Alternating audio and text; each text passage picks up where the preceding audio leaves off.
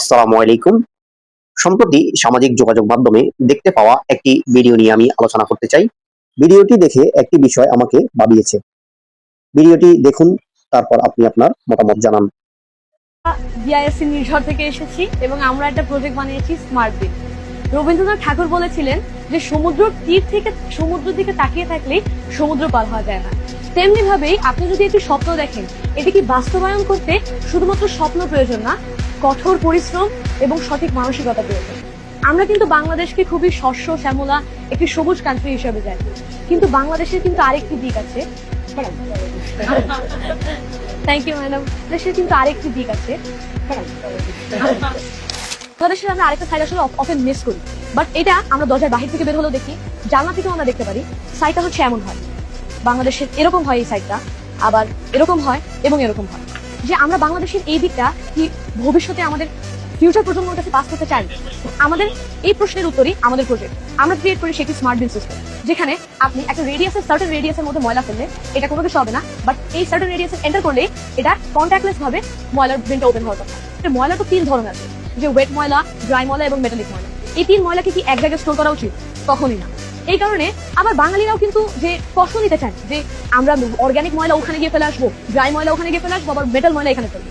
এই কারণে আমরা তাদের কনভিনিয়েন্সের কারণে এমন একটা মেশিন ক্রিয়েট করেছি যেটা আমাদের স্মার্ট বিলের ভিতরেই থাকবে এবং এটা অটোমেটিক্যালি ময়লাকে 3 ভাগে ভাগ করে ফেলবে।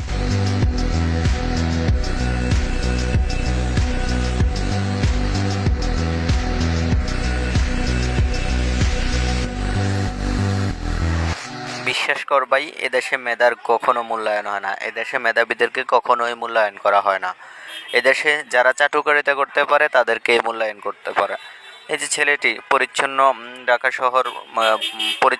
শহর গড়ে তোলার লক্ষ্যে যে গেজেটটি তৈরি করেছিলেন অথবা আবিষ্কার করেছিলেন, ছোট্ট একটি ছেলে, তার দেখেন ক্ষুদ্র মেধাকে কতটা নিখুঁতভাবে কাজে লাগিয়ে সে এ কাজটা করেছিলেন। কিন্তু এই কাজটা করতে গিয়ে সে যখন আমাদের গেজেটটা সম্পর্কে সে বিশ্লেষণ করতে গিয়েছে, ঠিক তখনই ভদ্রমহিলা তাকে থামিয়ে দিলেন। একজন তরুণ অত্যন্ত আত্মবিশ্বাসের সাথে তার বক্তব্য, যুক্তি ও বিশ্লেষণ উপস্থাপন করেছিল। উপস্থিত অনেকেই মনোযোগ দিয়ে শুনেছিল, কিন্তু ঠিক সেই মুহূর্তে তাকে আর কথা শেষ করার সুযোগ দেওয়া হলো না। মতের অমিল থাকতেই পারে, কিন্তু একটি সভ্য সমাজে যুক্তির জবাব যুক্তি দিয়েই দেওয়া উচিত।